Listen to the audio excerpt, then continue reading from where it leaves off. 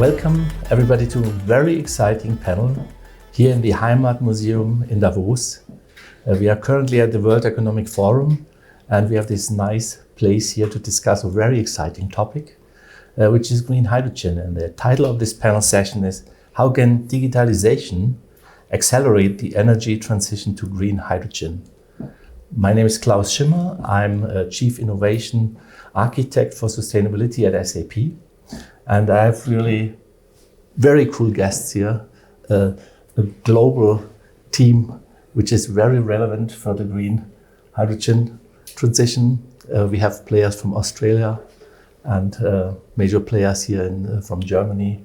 And to achieve the climate goals, I think green hydrogen is very essential. So I'm very happy to have you here. And please welcome with me Judith Wallenstein. She's a managing director and senior partner at Boston Consulting Group from Munich. We have Mark Hutchinson, CEO of Fortescue Future Industries, coming from Australia. Thanks for coming this long way. Just for this. Just for this. We have Dr. Gabriel Clemens. He's the CEO of Green Gas E.ON from Germany. And Dr. Thomas Becker, Vice President, Sustainability, Mobility from the BMW Group, also coming from Munich. Let's start with you, Mark and Gabriel. FFI and E.ON, you have big plans.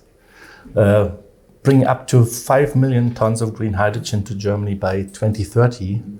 This sounds huge. So, Mark, first of all, can you please explain us how green hydrogen helps with the transition to zero emission, and why is it so relevant? What's the situation? So, I think the goal we all have here is to completely eradicate fossil fuels. And if you kind of look around at how you think about doing that, there's not enough space in Europe to put your solar panels and your wind turbines. So Europe really needs to look outside of, and really what you've got to then think about is, well, where around the world can you get secure power over a long period of time and economically? So where we've come in is really to look at supplying, particularly E.ON as our first big customer, with green hydrogen, which is really going to replace fossil fuels. That's the intention. So the way I think to think about green hydrogen, it's a battery. So if you can produce the power close enough to the source, you can put a cable, you would do that and send electrons. If you can't, and it's very difficult running a cable from Australia to Germany, so you turn it to a molecule and you ship that molecule, and that's why it's in a molecular form. And then you can either use the molecule as it is when it arrives in Germany, or you can convert it into other things. So that's kind of the way to think about green hydrogen. And I think the big difference here is the fossil fuel market is enormous. So how do we actually replace it and eradicate it? And green hydrogen, because you can do it all around the world, in Brazil and the Middle East is going to be a massive contributor here, Australia as well. So we can meet the world's needs of replacing fossil fuels with green hydrogen, just because of the sheer scale of what we can do. So our plan is an Australian company, but we're doing this globally. So we have plans to help E.ON and supply them. Very confident we can do this, and we will supply out of a lot of different countries around the world to do this. Yeah. Very cool. So if you produce green hydrogen, how do you prove that it's green? How can you assure, if E.ON buys it, that it's really green? Do you see digital tools to help that? Well, that's your job. So thank you. No, I think there's a lot of debate, particularly in the EU at the moment, about what is green and how do you classify it, and if it goes to the grid in the country, does that count? And I think that. So our view is that being a first mover is actually really, really important, because you get to set the agenda and you get to write the rules. And a big part of this is how do you tokenize green hydrogen. And so we've had discussions with SAP even yesterday, like, how do we do that together and figure that out? And being the first mover, we get to determine because there's nothing. Green hydrogen doesn't even have a price. There's no index. There's no one's really done it at scale. So you're starting from a brand new commodity. You've got to think about it. Do you have an index? How do you market this? It's the same as. So we got to kind of come up with a jazzy name for the green hydrogen index, and the way that you tokenize it. So I think I was with G for a long time, my career. G Digital as well, where we did a lot of the digital twin stuff, and my view on digital is absolutely got to start now, and it's going to play a huge role in this transformation. Yeah. Absolutely, thanks. So Gabriel, you're on the other side, you're on the buyer side, you're a retailer, you will distribute it. How do you see the business, and what do you think, what do we have to do to make the market and then to scale the market? Hydrogen is not a commodity, it's even not a market for it. So really to start it, you need partnerships. Because nobody is going to invest in production if there is no demand. Nobody is going to buy it if there is no price. And nobody is building the transport in between if he doesn't know that it is used. Mm-hmm. And in order to ramp up this business, it only works with partnerships. So like with FFI, where both of us have to see that we can solve this chicken and egg problem only if we do it together. So that's the first part, I think. The second part is that we have to focus on our strengths. Yeah, we are not building a wind park or a solar farm in Australia. That's not our business. But we have 50 million customers in Europe that are connected to our grids, that we are supplying now with power and with gas. And they want to help, they need help in order to decarbonize. That can be energy efficiency, which is always the best option. It can be green electricity, but even if you could build the cable, what you mentioned, not everybody can use the green electricity. If you have a steel mill, you need hydrogen. If you need high temperature heat, you need the molecules. If you are in a refinery, electricity doesn't help. So green molecules are needed. And the big companies, they can help themselves. But if you look at the core, especially in Germany, you have the so-called Mittelstand, the small and medium enterprises. 50% of German GDP, 50% of employees are working in the Mittelstand. And they need a solution as well. And they are not located in Rotterdam or Wilhelmshaven or Antwerpen. They are located on the Schwäbische Alb, the Siegerland and the Sauerland. Yeah. And we have to bring it to them. Yeah. And that's where this entire value chain has to come.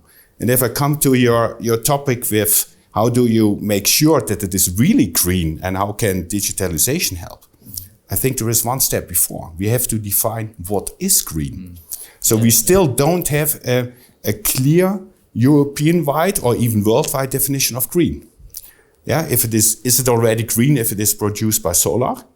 Or is it only green if the ship is transporting it with a green fuel? Or is the solar to be produced with a green and so on? So we really need this definition on the regulation, on the legislation side, and then we need the digitalization to really make sure that it works. Absolutely. I think that's an important discussion we should have with the regulators to really perhaps more quickly define the certification so that we can start working accordingly. Yeah, I don't think they know. So I think it's a big job for us to tell them actually. But I think you're right. The partnership is a new ecosystem, and we got to do this together. So we're so excited with E.ON. And they have to define it quickly, and they have to keep it stable. Yeah, because if they change it every year, but we do investments for 10 or 20 years' time, that is not going to fly. And then everybody will wait till there is a stable system, and then we will wait till it is too late. Right. So beside the certification topic, we are shaping totally new processes. Do you see any additional need for software systems, digitalization? Yeah, it sounds a little bit like that we are doing a little bit marketing for you, but let's put it the other way around. I don't think that we need digitalization to support it. I think that it is key to make it happen. So it is really a prerequisite. In the entire value chain, where do we produce it? How do we produce it? How do we build it? How do we operate it? How do we transport it? How do we optimize this entire system? And so it is really in the entire value chain, and we have to think about digitalization before we start to build, not afterwards. Totally agree. Absolutely. Thanks. So Thomas, BMW, one of the most prestigious car manufacturers, and you are responsible for sustainability. You probably have a lot of more topics on your tail than just energy. Don't say just, but I think it's an important part. I think the company goals, zero emission, footprint management of the products. But in the end, you're probably a part of the value chain when we think about green hydrogen and producing green steel, which maybe end up in your cars.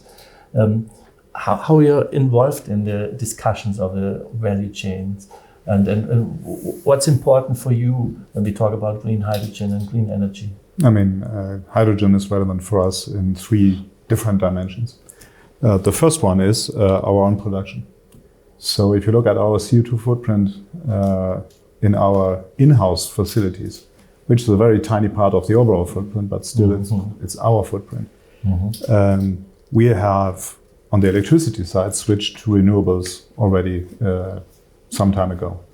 So what is left is gas that we burn. And we burn gas to make dry paint out of wet paint. So this is the biggest usage which defines the CO2 footprint of a car plant.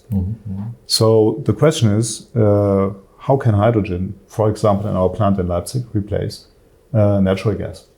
We have demonstrated from a machinery point of view that the threshold is rather low to modify the equipment so that it can use hydrogen instead of gas or a mix of it. So the question then is about the infrastructure, about price, about taxation, about the business case of this option. Technically, I think it is an attractive alternative. The second aspect, you named it, our value chain. I mean, I think the automotive industry is one of the biggest customers of many energy-intensive industries, be it chemicals, be it aluminum, be it steel, be it the making of traction batteries, where in many cases you have processes that require burning stuff. And if you look at the steel industry, green hydrogen is the big promising option. But what we do at the moment is to really define realistic pathways for decarbonizing our supply step by step. And Mark mentioned it.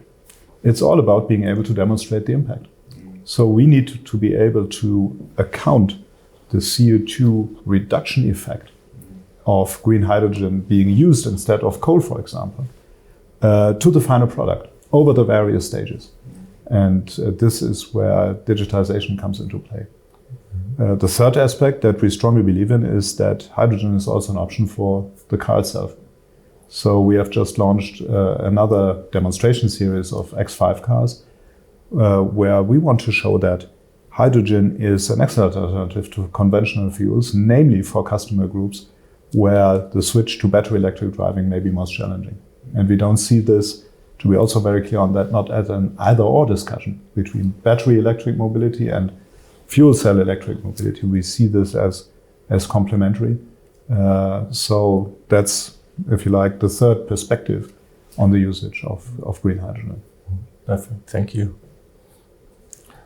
Judith, in your role, you're probably talking to a lot of CEOs, a lot of different industries. What's your overall perspective? Can you give us the big picture of maybe the different views in different industries? I think energy is important for everybody in the end. But what do you hear in your discussions around new energy and hydrogen maybe? And I think, Klaus, if you go back to the last COP, where that had the header of being the COP of implementation, and I think we would all have hoped that there had been more tangible progress on implementation. You probably cannot expect that from a single event, but I think what we hear this year in Davos and what you probably all hear very much in your daily work is how are we actually taking actions on the pledges we've made, right? That's on the mind of many of the CEOs we work with. And I think I love the discussion, because I think your discussion on green hydrogen, where in a way you are creating a market amongst yourselves, I think is such an interesting example of scaling a green technology. And a lot of the discussions we're having with our clients is on how you scale green technologies and how you bring the price premium down for the green alternative to a fossil fuel. We've also worked on a report with the WEF that we just issued for this WEF in Davos on how you create green products for a net zero world that are really cost competitive. And I mean, there are a number of points. You all know that roughly 50% of green products already roughly have cost parity, and offshore wind in a number of regions in the world, solar are two of these examples. But 50% of green technologies still demand a pretty hefty price premium, and 125%, for example, for green ammonia. And a lot of those are in the industrial applications that you've just discussed. Is the consumer going to change that? No, right? We know from a lot of the consumer research, only 10% of consumers will make a choice for a product only because it's sustainable. 30% will consider it if it has other benefits, being healthier, being more attractive. But the sheer volume is going to be driven by industry demand, if it's Thomas's cars or if it's basically all the small and mid-sized enterprises that you were talking about.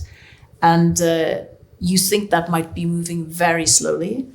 I actually think that the Inflation Reduction Act that has created a massive production market for green hydrogen in the US in a very short time frame is a really interesting example of how fast that can change.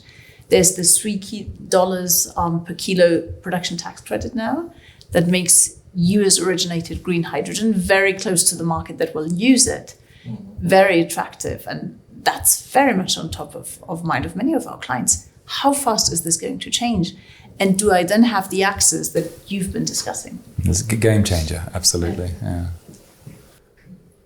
Yeah, perhaps you can comment on the US market. You said yes, very attractive. So where are the priorities? Germany is desperately Germany's number needing, one, and so look, I think that look, Judith's absolutely right. I mean, I think America was the laggards, and suddenly overnight they become the leader, right? And the world's complaining because they've stepped up, which is kind of ironic in some ways. But you know, they've gone out and they've made green hydrogen cheaper than grey. And that's enormous because it gets that shifts the paradigm of who gets to use it. Basically, everybody will use it. It's cheaper and it's green, right? So from an investment perspective, and you have a ready market there as well. You know, it's just a great place to invest at the moment. So we're all over the US. I've got more projects to do than I know have people. So. And you know, so if you had $1 a day, you'd probably put it in the US just because of this. And it's then but they will never export a molecule because they'll just suck it all up themselves. So, but I think the other important paradigm here is that because of that, the innovation is going to happen. So the same thing is going to happen that happened to solar and wind, that you start to get critical mass and scale, and then innovation will come, and so I think this is going to happen on the back of that. And more importantly, it's going to make the rest of the world sit up, including Europe, we hope, where they say, well, we need to do the same thing, otherwise it's going to miss out on the game. And we're encouraging every government around the world to, at least for their domestic markets, do the same thing, actually. Yeah. And I think the US did two things. One is supporting it, but the second part is it was extremely pragmatic. Yeah. If you look at the law, it's extremely simple. If you look what Brussels is doing, it's extremely complicated and slowly. Yeah. So we really have to ramp up the speed of regulation, and we have to make it more simple and more pragmatic, otherwise it's not going to fly. Totally, yeah. Yeah, and Gabriel, what I find really interesting, it's just a very well done piece of a package. And I think, as Mark said, it creates this market where virtually no other single market can put that funding power behind a program as the US have done. Yeah. But it's very well balanced to have a lot of juicy carrots for a lot of people. And you have states who can really use fossil fuel infrastructure, such as pipeline, to say, how do I get actually this molecule from A to B? So I think also from that perspective, it's pragmatic. But the question of how does it incentivize different players in the industry ecosystem to work together, it's really well done. So you like the US model, then how do you rate initiatives like H2 Global? And the idea is to support price differences. Is it also attractive, or? It's a start. But but I think to Judith's point, it's complicated, and Europe's got to find a way. Europe's different. It's not the United States. So Europe has got to find its own way to make it happen. Or I think more likely the member states are going to probably drive this rather than Europe. That's our view anyway. So.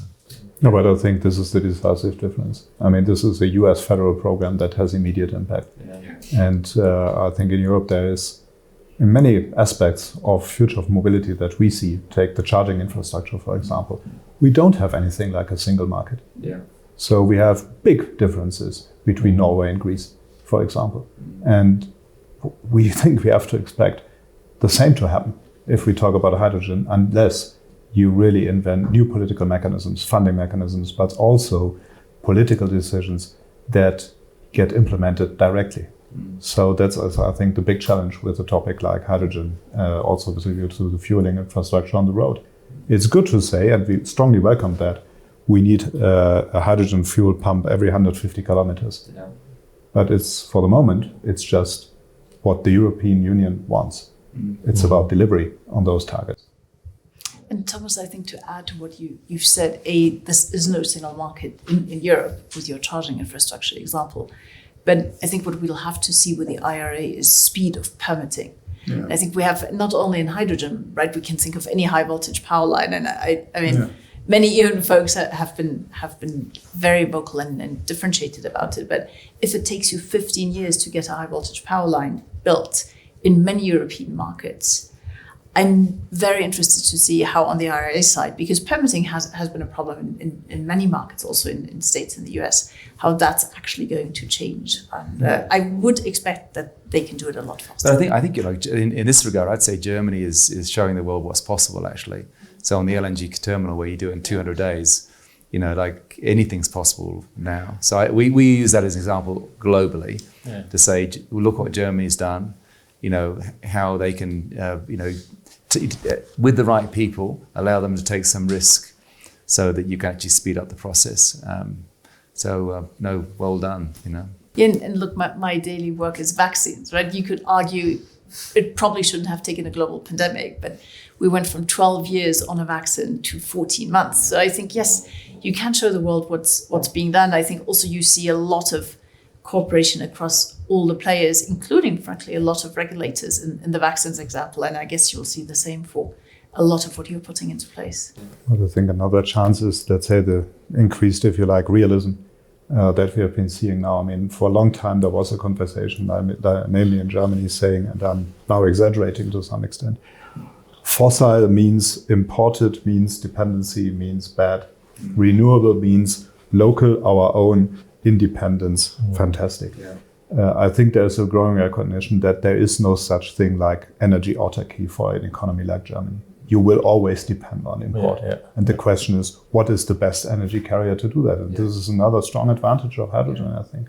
And I think look at the travel plans of the Minister of Economical Affairs last year. And then you really see that they understand that we can't do it ourselves. We need import. And just like the example, there will be hydrogen and there will be electric vehicles, like we had diesel and petrol cars. So we will see different ways for the hydrogen economy as well. But we really have to make sure what is the best solution for the best for a single customer and for a single supplier, because otherwise we get a lot of double infrastructure that is not used. And then the question is, who's going to pay that? And if it's not clear on forehand, then nobody is going to invest. So we need the speed, we need the clarity, and we need the stability in the political rules, and not a shift every 2 or 3 years. I totally agree. So we already heard a lot of things what should be done, like easier regulations in Europe, like looking to the US, how it can be done. Maybe at the final round, a statement from each of you. Here in Davos, you have very often, there's a lot of talking, but we should do something. What would you commend? What would be the 1, 2, 3 things which everybody has to do next to make it happen in the next 3-5 years? Perhaps starting with Judith. And I Klaus, I'd love to keep a thought that I think Gabriel brought up before on the role of digitization in this. And we know there's a lot of projects that are in a way not scalable yet, but I think there is logically huge uncertainty in that market. You mentioned, so where's that molecule produced? How is it going to be transported? Where is it finally going to be used? Is there geopolitical risk exposure in some of the places on the planet where you could produce? So you get so many variables in this, both on the demand and the supply side. If you have a fully deterministic model, you could get this really wrong. And for all the companies investing into it, that's a very substantial risk. So how do you build digital models? And we're starting to build these with our clients, both at the level of how do you pick the right portfolio of projects? How do you optimize individual projects? And then finally, once you operate an asset, how do you best do this? So, and I just hope that the speed that we have been talking about, that also picks up for the digital backbone of it. Yeah. On the same note, I mean, very clearly, any impact on CO2 is only worth anything if you can demonstrate its validity. And if you look at the legal framework that is evolving in the European Union, but also in the US when it comes to carbon accounting, we need to be able to show to what extent the usage of hydrogen, for example, in the steel plant or in the chemical industry has impacted on each and every of our products and on our overall CO2 balance sheet. So if the ideal world would look like the CO2 sticker being transferred along the chain exactly like money, then one crucial activity that we have been initiating with SAP and a group of other companies, Catena X, I think is really important to have one digital approach how to transfer the data along the chain, while not compromising on commercial secrecy, while not distorting competition, but creating full transparency along the chain. And the good thing is, I think there are not very many more complex value chains than ours. So if this approach works for a car, it should work for many other products as well. This is why this is such an important agenda. Yeah.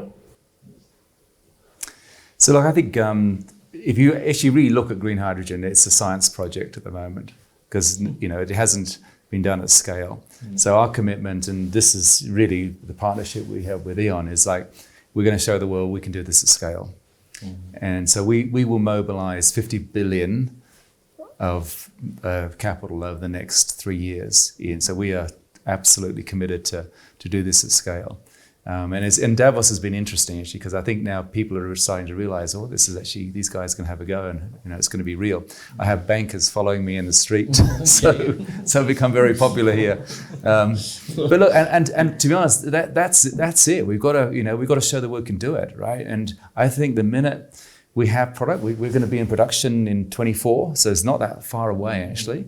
I think that inflection point of when we show the world, you can do this at scale and it's real. I think the world changes actually. So, but I think without, so I think having the do mentality is important, but for what we talked about earlier, I mean, without the partnerships of E.ON and, customers like BMW ultimately, it's getting that ecosystem together. So our view is, because the fossil fuel market is so massive, there's no competitors. This is, we've just got to go all fix this together. Yep. So. To speak with digitalization, don't be too digital. So it's not always yes, no. Yeah, it's not should we use the hydrogen in a steel mill or should we use it for heating? Why not both? Yeah, okay. Should we use really new transport ways or should we use the old infrastructure that we already have? We have a lot of gas pipes that are there. We invest a lot over the last 30, 40, 50 years. Please use both. So don't be too ideologic. Be a little bit more pragmatic. And that's what I mean, but don't be too digital. It's not yes, no. There's a lot of options and we need all of them at the same time. Perfect. Thanks for a great discussion. My takeaways are it's a team sport. It's nothing one company can do alone. We have to work together and maybe build, like we did in the automotive, build an energy network where everybody collaborates. I learned that digitalization may not accelerate, but it has to be an integral part of building the processes that are new, that we are shaping together.